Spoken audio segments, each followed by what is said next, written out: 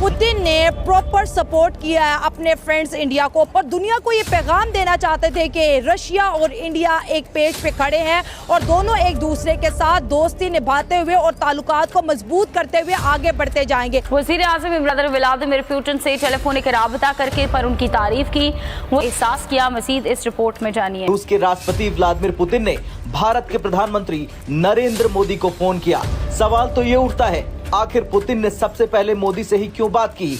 मजे की बात देखिए कि डोनाल्ड ट्रंप से मुलाकात से पहले भी पुतिन ने पीएम मोदी से बात की थी। ऐसे में भारत एक ऐसा देश है जो अमेरिका और रूस दोनों से संबंध रखता है और दोनों के बीच बैलेंस बनाने में सक्षम है। यानी पुतिन ने यह संदेश दिया कि अगर दुनिया में कोई देश ऐसा है जो रूस और अमेरिका दोनों से बराबरी से बात कर सकता है तो वो है भारत। तो मेरे ख्याल में इंडिया की तरफ से ताल्लुकात तो खराब नहीं हुए।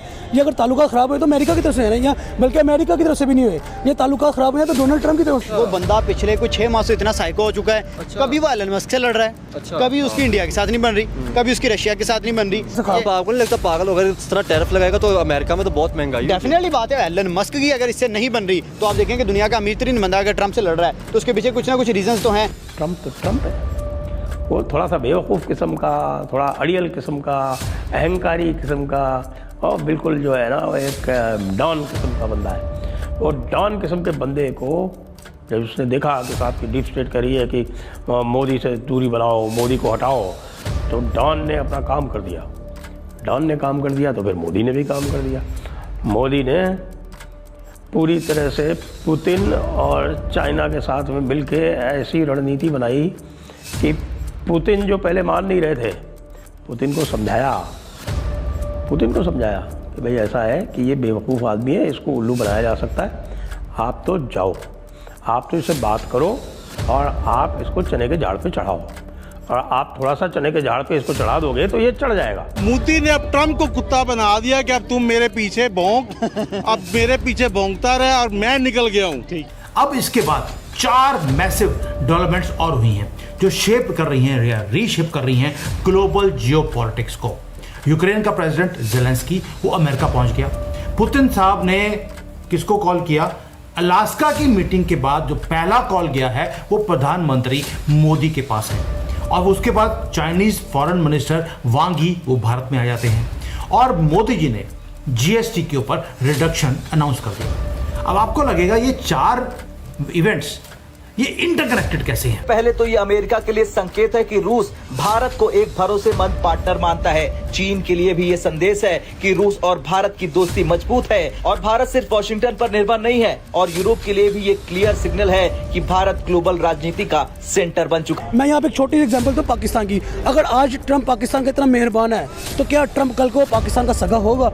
ये क्वेश्चन मार्क है, बेसिकली ये क्वेश्चन मार्क है। ट्रंप तो ट्रंप है, वो थोड़ा सा बेवकूफ़ किस्म का, थोड़ा अड़ियल किस्म का, क्योंकि आखिरकार इसकी ज़िंदगी का अब एक ही मकसद रह गया है कि इसको नोबेल पीस प्राइज़ चाहिए। मोदी ने कहा पुतिन से कि पहले मैं सोचता था कि ये मजाक है ये नोबेल पीस प्राइज़ वाला, क्योंकि अगर किसी को कोई प्राइज़ चाहिए भी तो वो इस तरह से थोड़ी बात करता है, लेकिन अब तो पता चल रहा है कि वो नॉर्वे को सीधे सीधे धमकी दे रहा है, या तो मुझको नोबेल पीस प्राइज़ दे दो, नहीं तो मैं तुम्हारे ऊपर सैंक्शन लगा दूँगा, मैं तुम्हारे ऊपर टैरिफ लगा दूंगा।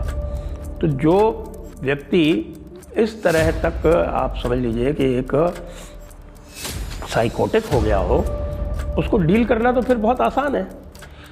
हो सकता है कि मोदी ने आरंभ में ये कार्य इसलिए नहीं किया क्योंकि ये जो साइकोटिक था ये शुरू में ही उछल पड़ा और इसने ऐसी बात कह दी जिस पर किसी भी तरह से भारत या नरेंद्र मोदी सहमत नहीं हो सकते थे, क्योंकि इसने कह दिया कि साहब सीज़ फायर मैंने कराया। अच्छा, सीज़ फायर की बात जो भी चल रही थी आप जानते हैं उसका क्या सीक्वेंस है, और उसके लिए फ़ोन आ गया था DGMO टू DGMO और DGMO की वार्ता होकर तय हो गया था कि ठीक है कर देते हैं। पाकिस्तानियों ने ये चीज़ अमेरिकन को बता दी कि हाँ भाई वो तैयार हो गए हैं, और ये भाई साहब कूद के पहले से और उछल पड़े और कहा कि मैंने सीज़ फायर करा दिया और मैंने एक न्यूक्लियर वॉर रुकवा दिया। ये चीज़ जो थी ये भारत तो किसी भी तरह से मान नहीं सकता, क्योंकि भारत की तो पार्लियामेंट की, भारत के जितने भी दल हैं उनकी सभी की ये एक कंसिस्टेंट पॉलिसी रही है कि मीडिएशन नहीं होगा, भारत और पाकिस्तान के बीच में कोई तीसरा नहीं होगा। पाकिस्तान सदैव से प्रयास करता रहा है कि किसी तीसरे को बीच में लाया जाए, जिससे कि वो तीसरा उसका हितैषी हो, भारत के ऊपर दबाव बनाया जा सके। तो यहाँ से जो घटनाक्रम आरंभ हुआ, उसमें फिर जो अंदर थाने जो बात चल रही थी वो निकल के बाहर आ गई। जो फैसिनेटिंग पार्ट क्या है, ज़ेलेंस्की जो यूरोपियन सपोर्ट के साथ वहां बैठा है और पुतिन साहब भी कोई अकेले नहीं बैठे। जैसे ही ज़ेलेंस्की लैंड किया अमेरिका में, एक और काम हो गया। पुतिन साहब ने ऑर्डर कर दिया fresh strikes on Ukrainian cities.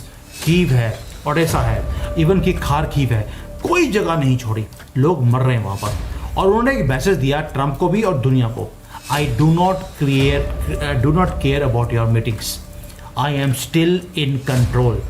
और रियल टेबल के ऊपर जो रियल डील है वो क्या है भाई, नेगोशिएट क्या हो रहा है। और ये मेन स्ट्रीम मीडिया बातें नहीं कर रही, मेन स्ट्रीम मीडिया बातें कर रही है और मीटिंग फेल हो गई, ज़ेलेंस्की वहां पहुंच गया, ज़ेलेंस्की को हीरो बनाया जा रहा है। लेकिन पुतिन ने प्रपोज कर दिया 3-4 चीजें, मैंने कल भी बताया था, दोबारा से रिपीट करता हूँ 30 सेकंड पे।